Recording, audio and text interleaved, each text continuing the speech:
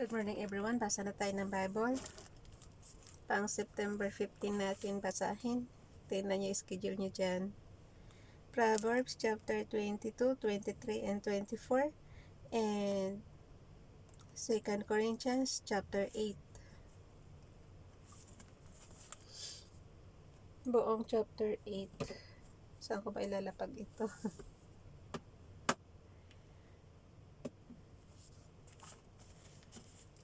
Chapter 8 verse 1 to 24. Basa.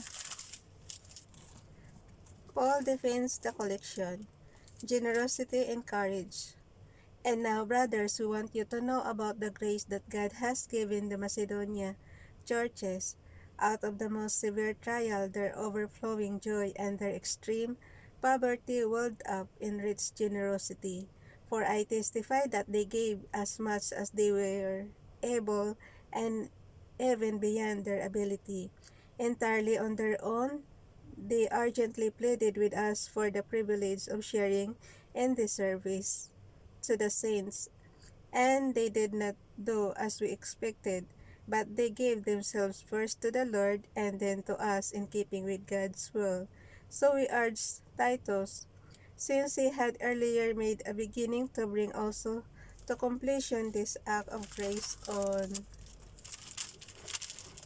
your part. But just as you excel in everything, in faith, in speech, in knowledge, in complete earnestness, and in your love for us, see that you also excel in the grace of giving. I am not commanding you, but I want to test the sincerity of your love by comparing it with the earnestness of others. For you know the grace of our Lord Jesus Christ, that though he was rich, yet for your sakes he became poor, so that you through his poverty might become rich. And here is my advice about what is best for you in this matter. Last year, you were the first not only give but also to have the desire to do so. Now finish the work so that your eager willingness to do it may be matched by your completion of it, according to your means. For if the willingness is there, the gift is acceptable according to what one has, not according to what he does not have. Our desire is not that others might be relieved while you are hard pressed, but that there might be equality. At the present time, your plenty will supply what they need, so that in turn their plenty will supply what you need. Then there will be equality, as it is written, he who gathered much did not have too much, and he who gathered little did not have too little. Titus in 2 Corinth, verse 16. I thank God who put into the heart of Titus the same concern I have for you. For Titus not only welcomed our appeal, but he is coming to you with much enthusiasm and on his own initiative. And we are sending along with him the brother who is praised by all the churches for his service to the gospel. What is more, he has chosen by the churches to accompany us as we carry the offering which we administer in order to honor the Lord himself and to show our eagerness to help. We want to avoid any criticism of the way we administer the liberal gift, for we are taking pains to do what is right, not only in the eyes of the Lord, but also in the eyes of men. Verse 22. In addition, we are sending with them our brothers. Ulit. Verse 22. In addition, we are sending with them our brother, who has often proved to us in many ways that he is zealous, and now even more so because of his great confidence in you. As for Titus, he is my partner and fellow worker among you. As for our brothers, they are representatives of the churches and an honor to Christ.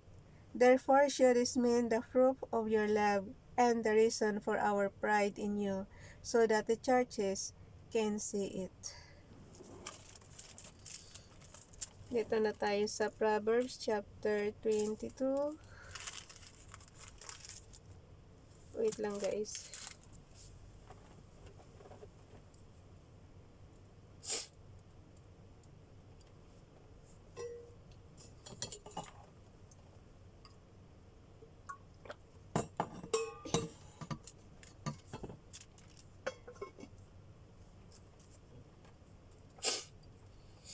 At tumatake yung ating ilong.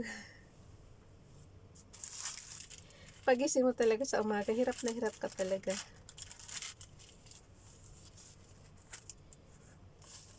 Minsan nga wala ka pang boses. Ang hirap guys.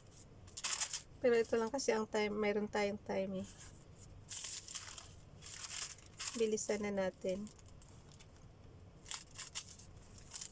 Proverbs chapter 22, 23, and 24. Basa, chapter 22 muna.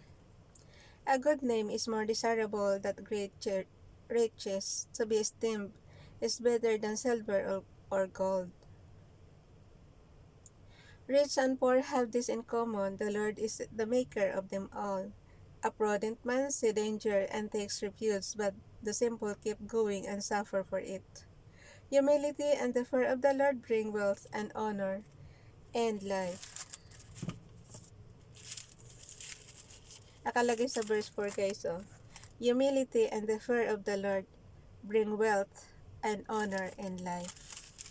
Amen. In the paths of the wicked lie thorns and snares, but he who guards his soul stays far from them. Train a child in the way he should go, and when he is old, he will not turn from it. The rich rule over the poor, and the borrower is servant to the lender. He who sows wickedness reaps trouble, and the rod of his fury will be destroyed. A generous man will himself be blessed, for he shares his food with the poor. Drive out the mocker, and out goes strife, quarrels, and insults are ended. He who loves a pure heart and whose speech is gracious will have the king for his friend. The eyes of the Lord keep watch over knowledge, but he prostrates the words of the unfaithful. The sluggard says, "There is a lion outside, or I will be murdered in the streets." The mouth of an adulteress is a deep pit. He who is under the Lord's wrath will fall into it. Folly is bound up in the heart of a child, but the rod of discipline will drive it far from him. He who oppresses the poor to increase his wealth, and he who gives gifts to the rich, both come to poverty. Ayan guys, pakinggan nyo mabuti yan.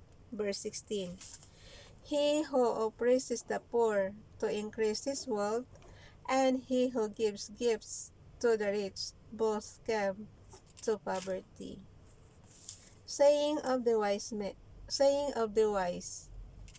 Verse 17.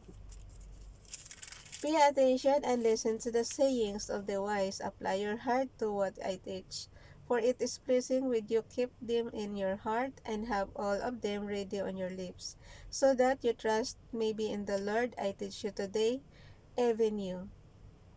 Have I not written 30 saying for you, saying of counsel and knowledge?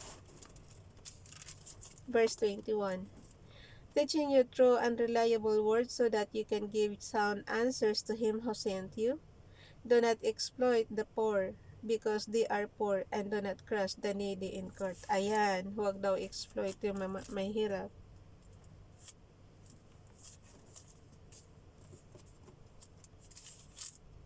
Gawin natin tong description yung verse 22. Kasi yung iba ginagamit yung mga may hirap eh. Okay, do not exploit the poor because they are poor, and do not crush the needy in court. For the Lord will take up their case and will plunder those who plunder them. Do not make friends with a hot-tempered man. Do not associate with one easily angered. Ayan, umiwas na.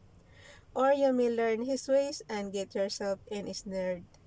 Do not be a man who strikes hands in pledge or put up security for debts. If you lack the means to pay, your very bed will be snatched from under you. Do not move an ancient boundary stone set up by your forefathers. Ulitin niyo yung verse 28. Ay, yung verse 27 pala. Proverbs chapter 22 verse 27. Ulitin natin. If you lack the means to pay, your very bed will be snatched from under you. Ang dami kong gustong gawing description. Ang hirap-hirap pa naman mag-type. Do not move an ancient boundary stone set up by your forefathers. Though you see a man skilled in his work, he will serve before kings, he will not serve before obscure men. Dito na tayo sa verse 23, ay chapter 23.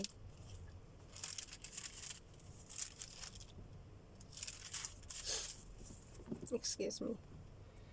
When you sit to dine with a ruler, note well what is before you, and put a knife to your throat if you are given to gluttony. Do not grab his delicacies, for that food is deceptive. Do not wear yourself out to get rich, have the wisdom to show restraint. Cast but a glance at riches, and they are gone. For they will surely sprout wings and fly off to the sky like an eagle. Do not eat the food of an stingy man. Do not grab his delicacies, for he is the kind of man who is always thinking about the cost. Eat and drink, he says to you, but his heart is not with you. You will vomit up the little you have eaten, and will have wasted your compliments. Do not speak to a fool, for he will scorn the wisdom of your words. Do not move an ancient boundary stone, or encroach on the fields of the fatherless. For their defender is strong, he will take up their case against you. Apply your heart to instruction, and your ears to words of knowledge. Do not withhold discipline from a child. If you punish him with a rod, he will not die. Punish him with the rod, and save his soul from death. My son, if your heart is wise, then my heart will be glad. My inmost being will rejoice when your lips speak what is right. Do not let your heart envy sinners, but always be zealous for the fear of the Lord. There is surely a future for hope for you, and your hope will not be cut off. Listen, my son, and be wise, and keep your heart on the right path. Do not join those who drink too much wine, or gorge themselves on meat. For drunkards and gluttons become poor, and drowsiness clothes them in rags. Ayan yung verse 21 ng chapter 23. For drunkards and gluttons become poor, and drowsiness clothes them in rags. Listen to your father who gave... Ayan, pumipiyok na tayo. Hindi pa tayo kumakanta yan. Pumipiyok na. Ay. Listen to your father who gave your life, and do not despise your mother when she is old. But the truth, and do not steal it.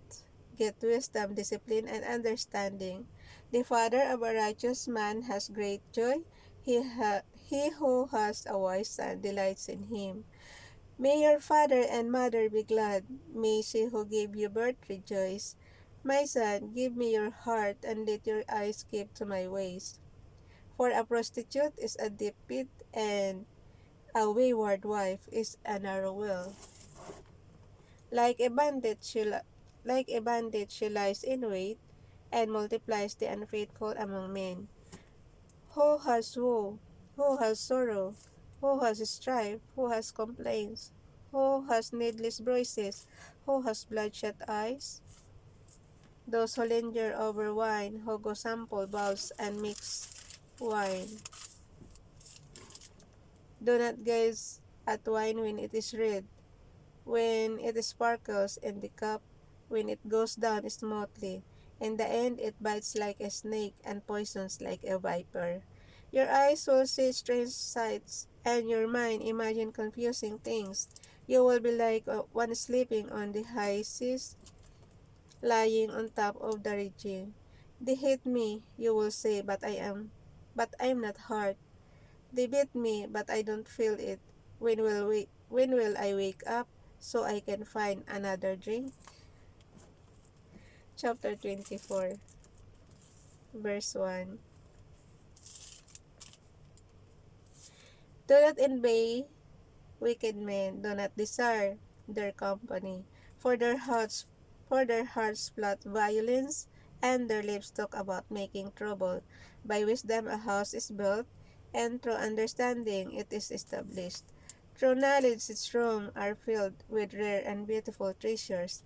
A wise man has great power, and a man of knowledge increases strength. For waging war, you need guidance, and for victory, many advisors. Yep, maganda yung mayroon ka mga advisors guys na makinig ka minsan sa advisors mo. Wisdom is too high for a fool. In the assembly at the gate, he has nothing to say. He who plots evil will be known as a schemer. The schemes of folly are seen, and men detest a mocker. If you falter in times of trouble, how small is your strength? Rescue those being led away to death, hold back those staggering toward slaughter. If you say, but we knew nothing about this, does not he who weighs the heart perceive? Malapit na tayo guys matapos. Isang page na lang. Okay, verse 12. If you say, but we knew nothing about this, does not he who weighs the heart perceive it? Does not he who guards your life know it? Will he not repay each person according to what he has done? Eat honey, my son, for it is good. Honey from the comb is sweet to your taste. Know also the wisdom is sweet to your soul. If you find it, there is a future hope for you, and your hope will not be cut off. Do not lie in wait like an outlook against a righteous man's house. Do not raid his dwelling place. For though a righteous man falls 7 times, he rises again, but the wicked are brought down by calamity. Do not gloat when your enemy falls. When he stumbles, do not let your heart rejoice. Yeah, huwag kayong matuwa pag mayroong bumagsak na alam nyo yun. Kasi ang kapalaran natin, minsan nasa ibabaw ka, minsan nasa ilalim ka. So, pagka yung iba nakita nyong bumagsak at dapang-dapa na, huwag kayong mag-rejoice. Verse 18. Or the Lord will see and disapprove and turn his wrath away from him. Do not fret because of evil men, or be envious of the wicked. For the evil man has no future hope, and the lamp of the wicked will be snuffed out. Fear the Lord and the King, my son, and do not join with the rebellious. For those two will send sudden destruction upon them, and who knows what calamities they can bring? Future saying of the wise, verse 23. This also are saying of the wise. To show partiality in judging is not good. Whoever says to the guilty, you are innocent, peoples will curse him, and nations denounce him. But it will go well with those who convict the guilty, and its blessing will come upon them. An honest answer is like a kiss on the lips. An honest answer is like a kiss on the lips. Gawin kong description. Okay, nasa verse 26 yan guys ng chapter 24, Proverbs. Proverbs chapter 24, verse 26. An honest answer is like a kiss on the lips. Finish your outer work and get your fields ready. After that, build your house. Do not testify against your neighbor without cause, or use your lips to deceive. Do not say, I'll do to him as he has done to me. I'll pay that man back for what he did. I went past the field of the sluggard, past the vineyard of the man who lacks judgment. Thorns had come up everywhere, the ground was covered with weeds, and the stone wall was in ruins. I applied my heart to what I observed and learned a lesson from what I saw. A little sleep, a little slumber, a little folding of the hands to rest, and poverty will come on you like a bandit, and scarcity like an armed man. Okay, hanggang dito lang siya, guys. Mukhang nakulagan pa si Rob. Hanggang verse 34 lang siya. And sa Proverbs chapter 24 hanggang verse 34 lang. And poverty will come on you like a bandit, and scarcity like an armed man. Bye everyone. God bless.